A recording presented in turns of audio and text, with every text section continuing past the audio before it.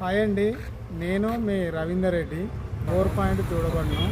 మనం ఈరోజు ఓల్డ్ అల్వాల్ సికింద్రాబాద్లో మన దిలీప్ సార్కు మనము గ్రౌండ్ వాటర్ సర్వే చేస్తున్నాము. మనం బిఫోర్ ఈ సార్కు మనము ఆల్మోస్ట్ 4 years నుండి ఒక 5 to 7 బోర్లు మన వీళ్ళ ఫ్రెండ్స్ రిలేషన్ కూడా చేయడం జరిగింది. సార్ మళ్ళీ మనని అప్రోచ్ అయ్యారు. मेरा सर्विस कैसा है साहब? रेड्डी जी का टेक्निकल रिपोर्ट और सर्विस बहुत अच्छा रहता है.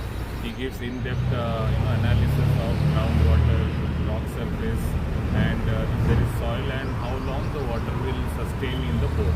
So his services and technical knowledge is at par with the market. He is recommendable. Public can go for his services. He is best in class as of now, what I understood.